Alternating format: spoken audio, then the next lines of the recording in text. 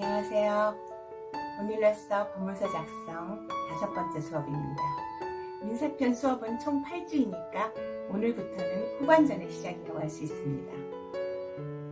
지난주에 교재 52면에 연습문제 1일 과제를 내드렸죠. 자, 여러분들이 제출한 소장을 보니까 일단 소장 작성의 기본은 이해하고 있는 것처럼 보입니다. 물론 본인들이 직접 작성하였다는 전제 하에서 말씀드리는 거겠죠. 자, 우리 수업은 여러분들이 소장에 어떤 내용이 들어가야 하는지를 스스로 배워나가는 과정이므로 본인들 스스로 다양한 유형의 소장을 작성해보는 것이 핵심입니다. 그러니까 모범 답안을 베낀다면 여러분들은 정말 시간 낭비하는 것입니다. 그렇게 해서는 절대로 자기 것이 되지 않습니다. 첫 시간에 이미 이야기한 것처럼 일단 제출만 하면 좀 틀리더라도 그것 때문에 넌패스로 되는 일은 절대 없을 것입니다. 그러니까 앞으로 남은 3번의 과제는 절대 베끼지 마시고 스스로 고민하면서 직접 작성하기 바랍니다. 자, 그럼 과제의 강평 시작하도록 하겠습니다.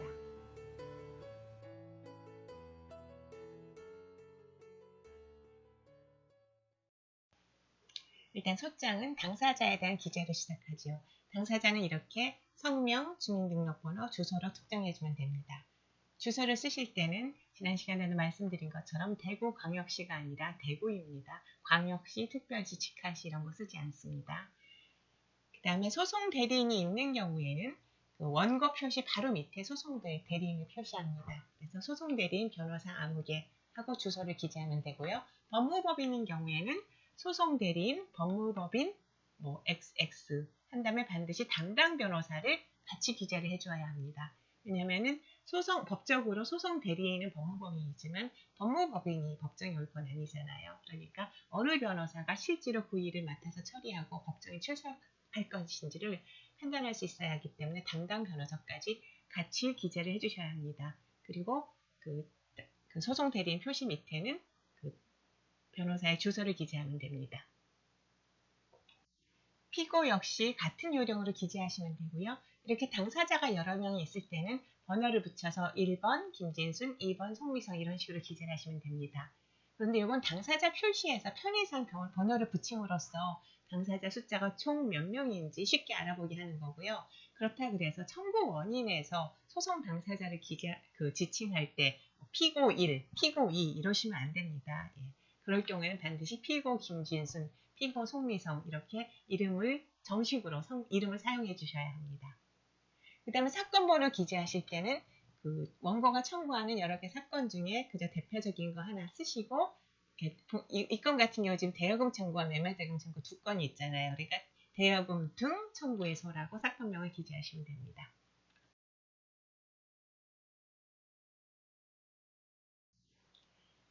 주어진 사례에서는 크게 3개의 청구가 있지요. 피고 김준순에 대한 대여금 청구, 피고 송미성에 대한 보증금 청구, 그리고 마지막으로 피고 김진순에 대한 매매대금 청구가 있습니다. 그래서 각 청구별로 한번 살펴보면요. 우선 김진순에 대한 청구는 소비대차 계약에 대한 청구인데요. 청구하고자 하는 원금 3천만 원 및 이에 대하여 이자는 김진순이 7월 10일까지는 이자를 지급했으니까 7월 11일부터 실제로 약정한 이자율은 월 1.5%인데요. 보통 청구 취지에 기재할 때는 월 단위로 기재하지 않고 연 몇 % 이렇게 기재합니다. 그래서 연이자로 환산하면 연 18%지요. 송미성에 대해서 동일한 청구가 있고요. 그러니까 이거는 묶어서 같이 처리하면 될 것 같고요. 그거와 다른 또 하나의 청구가 매매대금이 있죠. 매매대금은 2천만 원인데 지금 100만 원은 계약금으로 받았으니까 1,900만 원 및 그거에 대한 지연이자를 청구하면 됩니다. 자, 지연이자는 언제부터 발생할까요? 지연이자는 이행기 다음 날부터 발생하죠. 자, 이행기 다음 날부터 연 5%의 법정이자가 발생하는데 여기 소장수 9번 송달일 다음 날부터는 소촉법에 따라 올라갑니다. 그런데 주어진 과제에서 소장 작성일은 2019년 1월 10일입니다. 이 무렵에 소송 촉진 등에 관한 특례법 3조 제1항 본문이 개정이 돼서 법정 이율이 12%로 바뀌었습니다만 이 개정된 규정의 시행일은 2019년 6월 1일입니다. 자, 그렇다면 이 소장에서는 우리가 지연이자를 얼마를 청구해야 할까요? 그에 대한 답은 소축법 제3조 1항 본문의 법정이율에 관한 규정에 정확하게 규정이 되어 있습니다.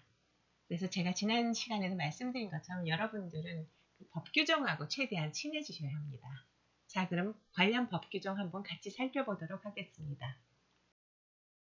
소송 촉진 등에 관한 특례법 제3조 제1항 본문의 법정이율에 관한 규정을 보시면 부칙 제2조의 경과조치로서 이렇게 규정하고 있습니다. 제1항은 이영 시행 당시 법원에 계속 중인 사건으로서 제1심의 변론이 종결된 사건에 대한 법정 이율은 이 영의 개정 규정에도 불구하고 종전의 규정에 따른다. 그러니까 6월 1일 이전에 이미 변론이 종결된 사건의 경우에는 기존의 비율인 15%가 그대로 적용이 됩니다. 그다음에 제2항에서는 이 영 시행 당시 법원에 계속 중인 사건으로서 제1심의 변론이 종결되지 아니한 사건에 대한 법정 이율은 2019년 5월 31일까지 발생한 분에 대해서는 종전의 규정에 따르고 2019년 6월 1일 이후 발생하는 분에 대해서는 이 영의 개정 규정에 따른다. 그러니까 만약에 6월 1일까지도 아직 변론이 종결이 안 된 경우에는 결국 5월 31일을 기준으로 기간을 나누어서 그전에는 15%, 그 이후에는 12%의 지연이자가 적용되겠지요. 이렇게 여러분들이 실제로 소장을 쓰실 때는 반드시 관련 법조문을 일일이 확인을 해보셔야 합니다. 자, 종합하면 3천만 원 소비대차에 대해서는 일단 그 원고 피고 김진순과 피고 송미성에 대해서 각각 청구 취지를 써보시고요. 그러면은 원고에게 피고 김진순은 3천만 원 및 이에 대한 2018년 7월 11일부터 다 갚는 날까지 연 18%의 비율에 한 돈을 지급하라가 되겠죠. 송미성에게도 마찬가지고요. 이 두 사람에 대한 청구는 중첩적 관계에 있으니까 이리고 합치면 아래처럼 원고에게 피고들은 연대하여 3천만 원 및 이에 대한 2018년 7월 11일부터 다 갚는 날까지 연 18% 비율에 한 돈을 지급하라가 되겠고요. 매매대금은 피고 김준신에게만 적용되죠. 원고에게 피고 김진수는 1,900만 원 및 이에 대한 2018년 9월 1일부터 9월 1일이 변제기 다음 날이니까 2018년 9월 1일이 되고요. 그때부터 소장법원 송달일까지는 연 5%, 그 다음 날부터 2019년 5월 31일까지는 연 15%의 2019년 6월 1일부터 다 갚는 날까지는 연 12%의 각 비율에 관한 돈을 지급하라. 이렇게 기재하시면 됩니다. 물론 청구 취지를 이렇게 기재하더라도 만일 변론이 2019년 6월 1일 이전에 종결된다 그러면 그 주문은 그냥 그 다음 날부터 완제일까지 연 15%의 비율에 의한 돈을 지급하라. 이렇게 되겠죠. 이렇게 완성된 기본적인 청구 취지를 하나로 합하면 화면에서 보시는 바와 같이 됩니다. 대여금과 보증채무 이행 청구는 거의 동일한 내용이라 합하면 되시고요. 매매대금은 중복되는 부분은 원고에게 지급하라 밖에 없기 때문에 이런 경우에는 합하지 말고 그냥 그대로 쓰시면 되고요. 다만 중복되는 부분 원고에게와 각 지급하라를 바깥으로 빼내시면 되죠. 그래서 1. 원고에게 하고 그 안에 항목을 다 나눠서 그대로 이렇게 써주시면 됩니다. 자, 그럼 이제 청구 원인 살펴보도록 하겠습니다. 청구 원인에 들어가야 되는 것은 원고가 이 소송에서 행사하고자 하는 권리의 요건 사실을 기재하고요. 그렇다면 기본적으로 이제 대여 원금 청구권에 대해서는 관련 법 규정은 소비대차에 관한 입법 598조 그리고 603조가 되겠죠. 598조와 603조에 따르면 결국 소비대차의 경우에 권리 근거 사실은 소비대차 계약이 체결됐다는 사실 그리고 대출이 이행됐다는 사실이죠. 왜냐하면 소비대차라는 것은 기본적으로 당사자 일방이 금전기타 대여물의 소유권을 상대방에게 이전할 것을 약정하고 상대방은 그와 같은 종류, 품질 및 소량으로 반환할 것을 약정함으로써 효력이 생긴다라고 하니까 이와 같은 약정만 하면 일단 소비대차 계약은 상대방은 자기가 받은 거와 동일한 동량으로 그 반환할 의무가 발생하죠. 그래서 계약만으로도 발생하는데 물론 당연히 대주에 대출 이행 행위는 있어야 되겠죠. 받아야지 발생하니까. 그래서 소비대차가 체결되었다는 점과 그다음 대출 이행 행위가 있었다는 점까지 기재하면 그게 바로 요건 사실이 됩니다. 그것만으로 반환 의무는 발생하고요. 소비대차 계약이 체결됐다는 사실은 그냥 초장에다가 소비대차 계약이 체결되었다 이렇게 덜렁 한 줄 쓰시면 안 되고요. 구체적으로 계약을 특정을 해주셔야 됩니다. 누구와 누구 간에 몇 월 며칠에 그리고 얼마를 빌려줬다까지 해야 특정이 되겠죠. 반환 시기 관련해서는 어차피 그 권리 요건 사실은 아니지만 이게 그 최소한 사실심 변론 종설 시까지는 반환 시기가 도래하는 경우에만 그 현재 이행에 소가되거든요.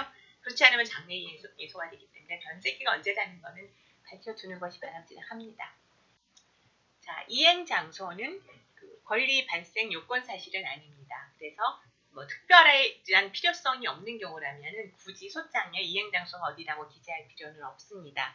하지만 그럼에도 불구하고 소장을 작성하실 때는 한 번쯤은 확인해 볼 필요가 있습니다. 왜냐하면 민사소송법에서 그 보통 재판적은 피고의 주소지지만 특별 재판적으로서 의무 이행지도 규정하고 있거든요. 그래서 이행 장소를 관할하는 법원도 관할 법원이 될 수 있기 때문에 그 소장을 접수할 때는 결국 관할 법원도 따져봐야 되니까 이행 장소도 확인해 볼 필요가 있습니다. 자, 민법 제467조에 따르면 특정물 인도 이외의 채무 변제는 채권자의 현 주소에서 한다라고 규정하고 있습니다. 그러니까 이 소비대차 같은 경우에 특별히 당사자 간에 그 돈을 어디서 갚겠다는 약속이 없었다 그러면은 채무자가 채권자의 주소지로 돈을 가지고 와서 갚아야 하는 거죠. 그러니까 채권자의 주소지도를 관할하는 법원도 관할이 있습니다. 이자 및 지연이자의 요건 사실에 대해서 살펴보겠습니다. 자, 우선 이자 청구권은 이자 계약이 있어야 발생하지요. 그러니까 따로 이자를 지급하겠다는 약정이 없이 그냥 돈을 빌려준 경우에는 이자는 청구할 수 없습니다. 자, 이자 계약이 있는 경우에는 당사자들이 이유를 정한 경우에는 당사자가 정한 이율이 그대로 적용이 되고요. 만약에 이자를 주기로 했지만 이유를 정하지 않은 경우에는 법정 이율이 적용되죠.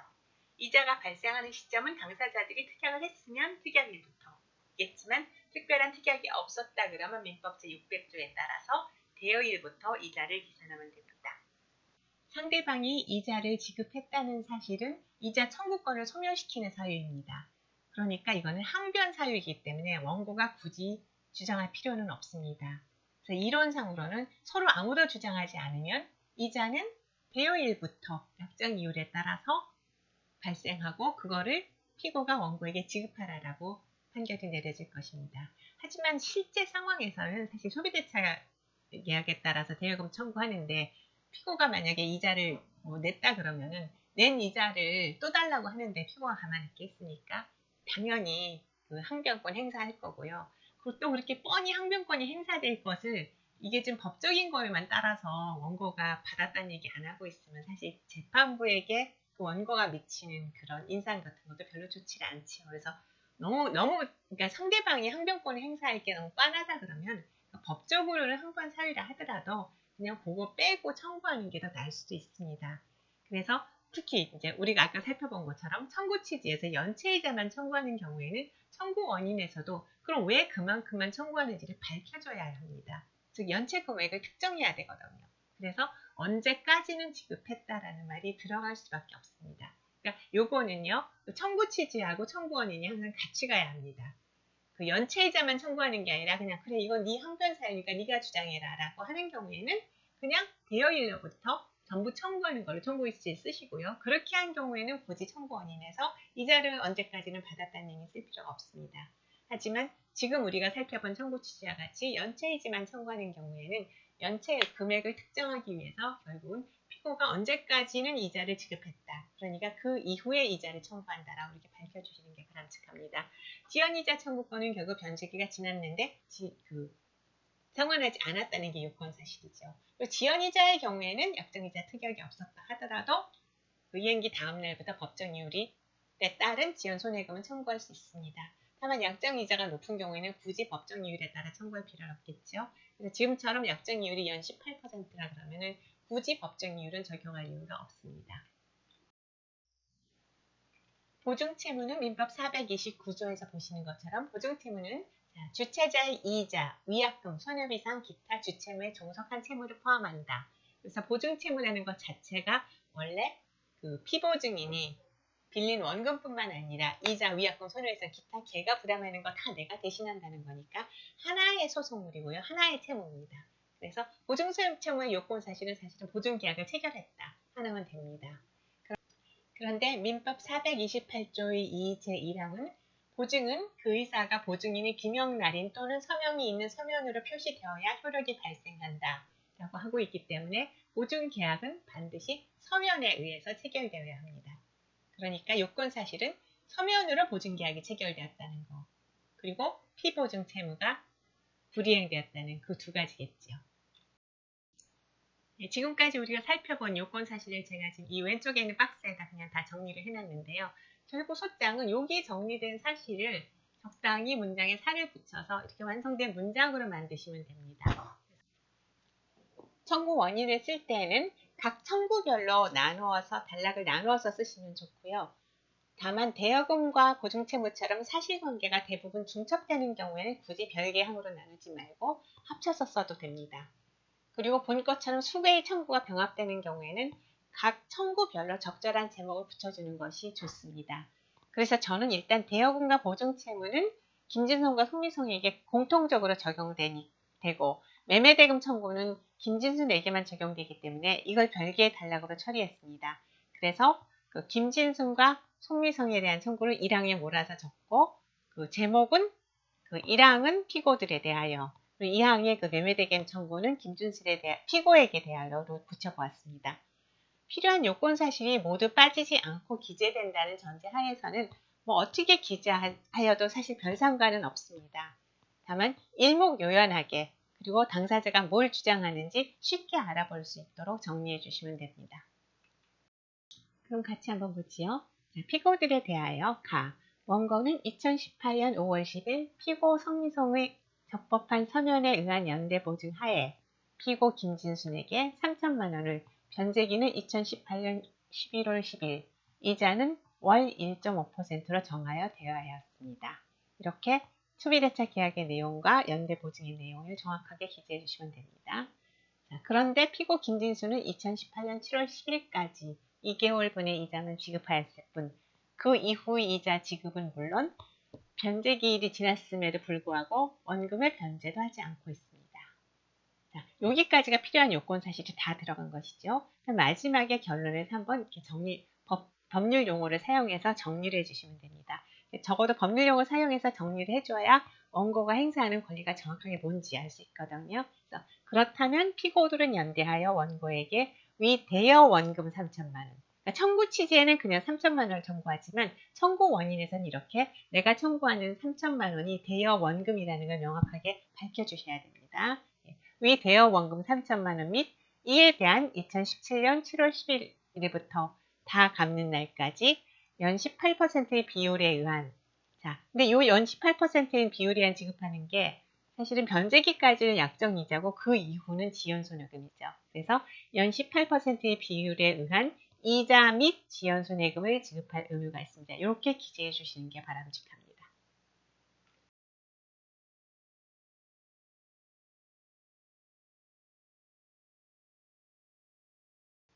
매매대금 청구권의 요건사실을 살펴보도록 하겠습니다. 좀 관련 법조문을 한번 보시죠. 563조에서 매매는 당사자 일방이 재산권을 상대방에게 이전할 것을 약정하고 상대방이 그 대금을 지급할 것을 약정함으로써 효력이 생긴다 라고 규정하고 있습니다. 또한 제568조를 보면 그러한 매매의 효력과 관련해서 매도인은 매수인에 대하여 매매의 목적이 된 권리를 이전하여야 하며 매수인은 매도인에게 그 대금을 지급하여야 한다라고 규정하고 있습니다.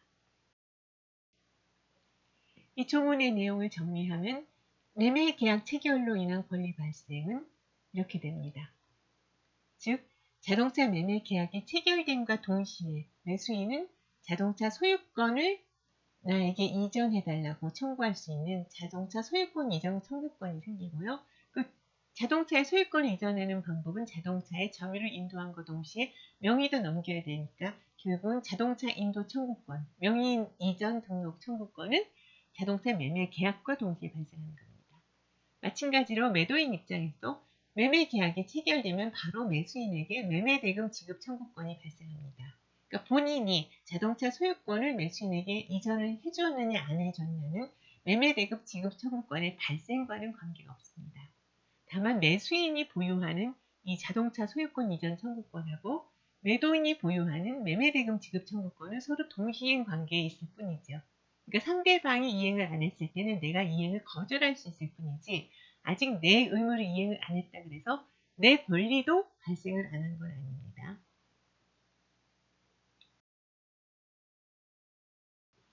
매도인인 원고가 자동차 매매대금을 청구하기 위해서는 매매대금 청구권이 발생해 있으면 그걸로 충분합니다. 그러니까 소장에는 매매대금 청구권 발생에 필요한 요건 사실만 기재하면 됩니다. 근데 방금 보신 것처럼 매매대금 청구권의 권리 근거 사실은 매매계약이 체결되었다. 이거면 다 되는 거죠. 그러니까 매매계약의 내용을 특정해서 이러한 내용의 매매계약이 체결되었다. 그거면 원고가 자동차 매매대금을 청구하기 위한 요건 사실은 충분한 겁니다. 약정된 지급이 도래했느냐, 그것도 요건 사실은 아니라고 말씀드렸습니다. 자, 매매의 목적물에 소유권을 이전했느냐, 이거는 상대방이 동시행 항변권을 행사하기 위해서 주장해야 되는 사유일 뿐입니다. 굳이 원고가 얘기할 필요 없습니다. 마찬가지로 매매대금의 일부가 지급되었다 하면 매매대금 청구권의 일부가 소멸됐다는 의미랑 똑같기 때문에 항변 사유지요. 그래서 굳이 원고가 주장해야 될 내용은 아닙니다. 다만 원고 입장에서 어차피 항변이 들어올 거 뻔하니까 굳이 전액을 청구하고 일부 기각받는 것보단 처음부터 그냥 잔액만 청구하겠다라고 하는 경우에는 청구 취지에서도 자기가 청구하는 잔대금만 달라고 기재를 하고요. 그런 경우에는 청구 원인에서도 왜 그만큼만 달라고 특정하기 위해서는 결국 매매대금의 일부를 피고가 언제 지급했다는 얘기가 기재될 수밖에 없죠. 다음, 자동차 인도 및 이전 등록을 했다. 이거 역시 원고의 매매대금 청구권이 발생하기 위한 요건 사실은 아닙니다. 그래서 그냥 매매대금을 지급하라 라고 끝날 거면 사실 필요 없습니다. 그런데 지금 변제기가 지났지요. 변제기가 지났는데 그럼 매매대금 원금만 받을 수는 없지 않습니까? 그럼 지연손해금을 받기 위해서는 상대방이 이행지체에 빠져야 되는 거죠. 근데 동시행 항변권이 없다 그러면 내가 청구권이 있고 그리고 변제기가 도래하면 이행지체에 빠지겠지만 상대방이 동시행 항변권을 가지고 있는 상황에서는 사실은 상대방도 이행지체에는 빠지지 않습니다. 그래서 상대방을 이행지체에 빠뜨리기 위해서는 결국 상대방의 동시행 항변권이 소멸했다는 걸 내가 주장할 수밖에 없죠. 이행지체에 빠졌다라고 해야 손해금을 지급하는 요건 사실 도래하니까. 그래서 지연 손해금을 청구하기 위해서는 지급일이 지났다는 점. 그래서 상대방이 이행할 수 있는 기간이 지났다. 그 다음에 매도인은 나의 의무인 자동차 소유권 이전하는 거를 그거에 필요한 모든 행위를 다 했다. 그래서 상대방은 동시행 항변권도 갖지 않는다라는 게 기재돼야 할 것입니다. 그러니까 이와 같은 경우에 결국 청구 원인에 무엇이 들어가느냐는 내가 청구 취지에서 뭐를 청구하는 것과 같이 세트로 가야 되는 겁니다. 매매대금 전액을 청구하고 지연손해금 청구하지 않는다 그러면 그냥 매매대금 청구권의 권리 근거 사실만 기재하시면 됩니다. 하지만 매매대금의 일부만 청구하고 대신에 그 일부에 대해서는 지연손해금까지 청구하겠다 하면은 상대방의 동시행 항변권도 소멸시켜줘야 되기 때문에 결국은 매매대금 청구권 발생하는 요건 사실은 아니라 하더라도 자동차 인도 및 이전 등록까지 언급을 하셔야 하는 겁니다. 우리가 방금 검토해본 요건 사실을 이 왼쪽 박스에 정리를 해 두었습니다. 그럼 이 왼쪽 박스에 있는 내용을 아까와 같은 요령으로 적당히 살을 붙여서 문장으로 만들면 그게 청구원인 기재가 됩니다. 한번 같이 보시죠. 원고는 2018년 6월 20일 피고 김준순에게 그랜저 승용차를 2천만 원에 매도하기로 하고 피고 김준순에게 차량의 인도 및 자동차 소유 명의 이전 등록 절차를 완료하였습니다.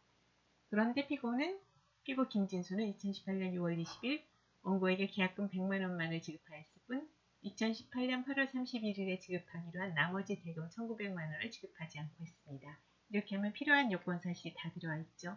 이렇게 요건사실을 다 기재하신 후에는 결론에서 이 법률 용어를 써서 원고가 원하는 청구의 법적인 근거가 무엇인지를 정확히 밝혀서 마무리를 해주시면 됩니다. 그래서 보시면은 그렇다면 피고 김진수는 원고에게 위 매매 잔대금 1,900만 원. 그러니까 지금 원고가 청구취소에서 청구하는 1,900만 원의 성격을 분명하게 기재를 해주시고요. 매매 잔대금 1,900만 원 및 이에 대하여 그 지급일 다음 날인 2018년 9월 1일부터 자, 이제 지연손해금 비율이 각각 다르니까 이렇게 나눠서 정확하게 근거가 뭔지를 써주시면 됩니다. 이 사건 소장 부번 송달일까지는 민법에 따라 연 5%, 그 다음 날부터는 소송 촉진 등에 관한 특례법에 따라 2019년 5월 31일까지는 연 15%의, 2019년 6월 1일부터 다 갚는 날까지는 연 12%의 비율이 여러 가지니까 각 비율에 의한 지연손해금을 지급할 의무가 있습니다. 이렇게 하시면 이제 청구 원인이 완성이 되겠죠. 청구 원인을 다 기재한 이후에는 입증 방법과 청구 서류를 기재하고 소장을 마무리하시면 됩니다. 입증 방법은 원고가 제출하는 증거 서류의 목록이라고 했습니다. 그러니까 원고가 제출하는 각 서적별로 독립한 번호를 붙여서 이렇게 갑 제1호증, 갑 제2호증 이런 식으로 번호를 붙여서 목록을 작성하시면 되고요. 지금 이 사안 같은 경우에 연대보증은 반드시 서면으로 이루어지니까 사용증서에 연대보증인이 직접 서명 날인 한 경우에는 사용증서만 제출하면 될 거고요. 그렇지 않고 별도로 연대보증서가 있는 경우에는 이렇게 별도로 갑제 2호증을 해서 연대보증서로 제출을 하여야 합니다. 자, 입증 방법에 기재된 이 서류들 갑제 1호증부터 갑제 5호증까지는 몇 부 제출해야 됩니까? 3세트 제출해야 되죠. 왜냐하면 피고가 2명이잖아요. 그러니까 한 세트는 원고 법원에서 보관을 하고 나머지 2세트는 2명의 피고들에게 각각 소장 2번에 선부해서 보내게 됩니다. 그래서 이 입증 방법 갑제 1호증부터 갑제 5호증까지는 3세트를 제출해야 되기 때문에 여기 첨부 서류 보시면 위 입증 방법 각 3통이라고 되어 있습니다. 그 다음에 영수필 확인서 및 영수필 통지서 각 1통. 요거는 왜 붙이죠? 요게 인지에 대신해서 그렇죠. 10,000원 이상인 경우에는 인지수납은행에 현금으로 납부하고 영수필 확인서와 영수필 통지서를 받아서 소장에 이렇게 첨부하게 되어 있습니다. 송달료도 마찬가지고요. 송달료를 납부하시면 이렇게 납부서를 주니까 붙이고요. 그 다음에 변호사가 소송 대리를 하는 경우에는 변호사의 소송 대리권을 증명하기 위해서 소송 위임장을 붙여야 하는데요. 개인 변호사의 경우에는 소송 위임장만 붙이면 됩니다. 하지만 법무법인의 경우에는 사실 소송 위임장은 법무법인에게 주는 겁니다. 그래서 법무법인에게 주는 위임장에는 수임인이 법무법인만 표시가 되어 있거든요. 그래서 위임장만 보면은 사실은 어느 변호사가 담당인지 모릅니다. 법무법인 같은 경우는 그렇게 해서 고객으로부터 소송 위임을 받으면 대표 변호사가 내부적으로 어느 변호사가 그 소송을 담당할 것인지 지정하게 됩니다. 그래서 소송 위임장과 담당 변호사 지정서까지 같이 보아야 지금 법정에 어느 변호사가 나올 수 있는지 알 수 있기 때문에 소송 위임장과 함께 담당 변호사 지정서도 같이 첨부해 줍니다.